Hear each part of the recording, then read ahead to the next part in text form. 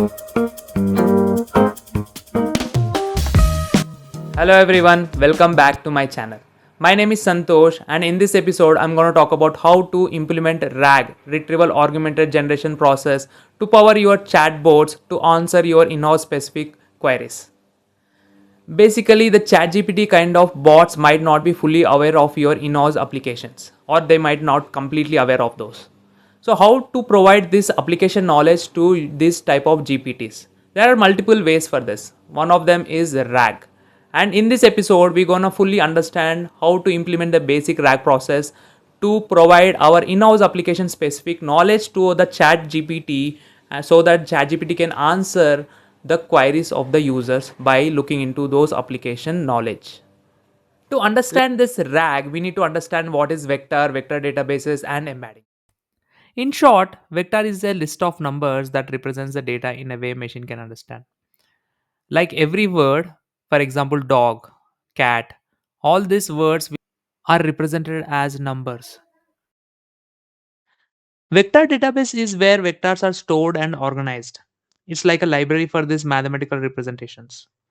These databases are designed to quickly find vectors that are similar to each other.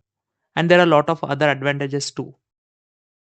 Embeddings is a special kind of vector that captures the meaning of something like word or an image.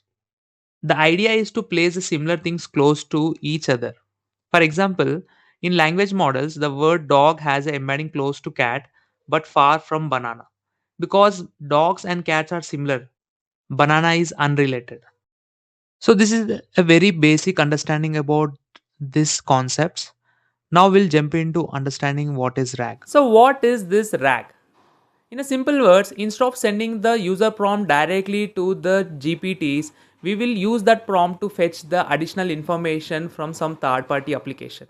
And we will combine that information in form of context inside the prompt and send it to GPT. So that GPT can look into that information to answer the user query. So to understand in detail, we will go through the simple flowchart and try to understand the RAG process completely.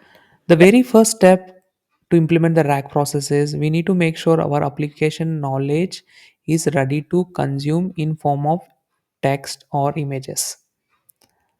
Once we have our application knowledge ready, we need to pass that data to the OpenAI model to create the embeddings. So we are using text embedding -ADA-002 model in this example. We can also use any other model provided by OpenAI. Once we have these embeddings ready, we need to store them into the vector database. In this example, we are using Pinecone. So with these three steps, we made sure that our application knowledge is converted to embeddings and stored in the vector databases. So once we have any user query, let's say in this example, we are having the query as how to create the transaction in XYZ application. Once we have this type of query, we need to create the embeddings for that particular query. Again, using the same model from the OpenAI and use this query to retrieve the information from the vector database. So if we find the matching data for the query, we will add that particular data as a context to the prompt. So in this case, if you see the prompt, we have added the context, whatever we got from this particular retriever, and this user query as a question.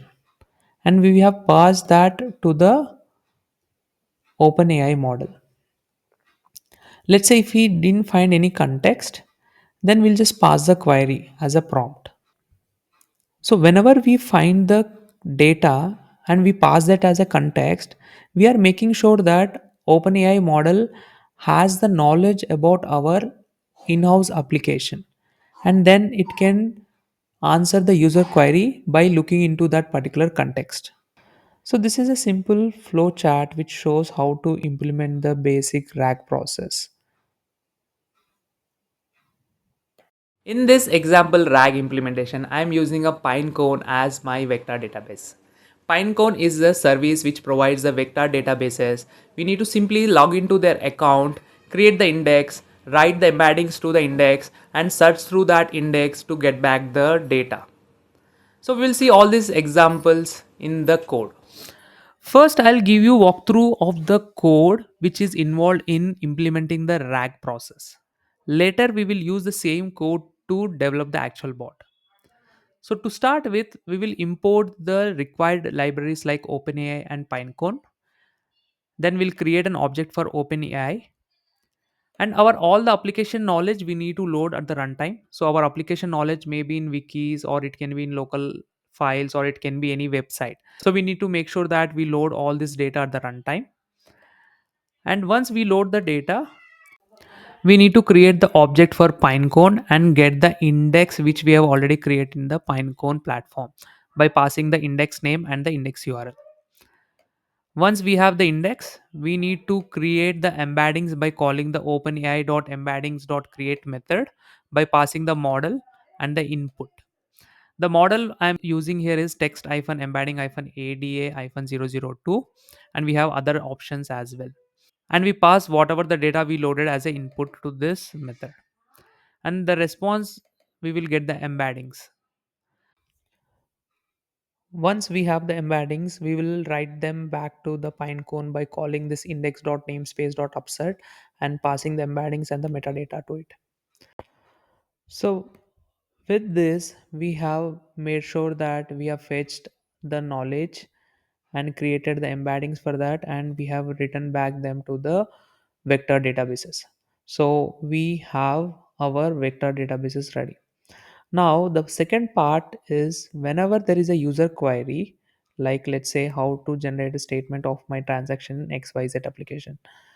So, if this is the example query, then we need to create the embeddings for the same query and use this embeddings to search through that index and find out if there is any matching data for this particular query.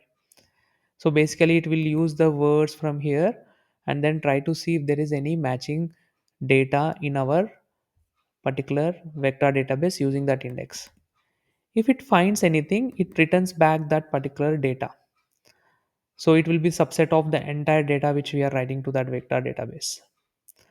Now we use that data as a context in our prompt. So our prompt, like this is one of the example prompt where I'm saying that, okay, this is my context and this is the question. So use the context to answer the question. So I'm explicitly saying in the prompt saying that look into the context to answer the question. So now I'll use this prompt and call the chat completion API. And now this model will understand that it should look into the context first to answer this query. And this way we are giving the our application knowledge to the chat completion API, which it doesn't have already. So this is the simple RAG process where we have made sure that our chat completion API, where we made sure that our model GPT-4 knows some knowledge about our application. Now we know that how to implement the RAG process. So I'm back with that old project of our chatbot backend and the front end. If you are not aware of this, I suggest to see the episode 1 where we have built this backend and front end chatbot. Here I've added a new file server with rag.js. Here I have so the logic which I have implemented for this bot is I will be reading the content from this URLs whenever this bot starts, and I'll be creating embeddings for this website content and will be adding to the vector databases. And whenever there is a query from the user, it will check if the user query has any data from these websites, and it will add that to the context. So let's see this logic how it has been implemented. So I have added these URLs here, and I have added the method fetch and add contact to the vector. So in this methods, I have added three steps mainly: fetch and extract the text. So this one is simply going and doing the get call, removing the unnecessary data and cleaning the data, and it is returning. The second method is creating the embeddings. I'm using the same method, OpenAI embeddings.create, to create the embeddings for that content. And once we have the embeddings, I'm adding them to the Pinecone by creating some document ID. So I'm using this index.namespace.upsert to add the embeddings to the Pinecone with the metadata as a text itself. So with this, we are done fetching the content and adding to the vector databases. Now I have exposed the endpoint called slash chat, and when there is a user query, that query will be sent to the method called process query. In this method process query, I am creating the embeddings for the query first. So once the embeddings are generated, I'm passing these embeddings to this retrieve method. In this method, we are first querying the vector databases, and if we find any matches, we are returning that particular data. So we got the matching data here. Once we have the data, we are generating the response. So in this method generate response, we are doing two things. One is we are generating the prompt. So in this prompt we are passing the query and the context. So context, we are saying like, you are a AI assistant, use the following context to answer the question, and we are giving a context, and we are giving the query itself as a question. And this prompt we are passing to the chat completion API. Now the response will have the response from the context. So in this way we have developed this logic. Now we know that how the code works. I have made the bot up and running. Let's test this bot using some user queries. So the my first user query will be, what is the price of nifty 50 today?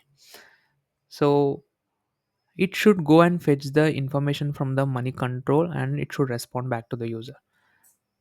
Now it says the price of nifty is so and so, and it is giving the information. Now I'll give my second query. What is the latest version of playwright? So it should provide the latest version of the playwright. So let's see what will be that. So the playwright version is 1.49.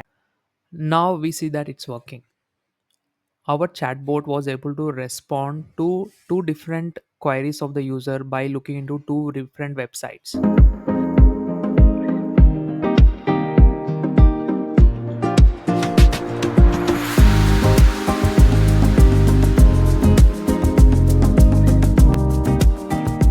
So we reached to the end of our episode. So we have seen how our bot was able to get the information from the vector database, add that as a context to the prompt, and send it to GPT. And GPT was able to answer the query by looking into the context. So we can enhance this logic to handle the complex logic too. So with this, I close this episode and hope you like my content. Please like, subscribe, and share for more such AI videos.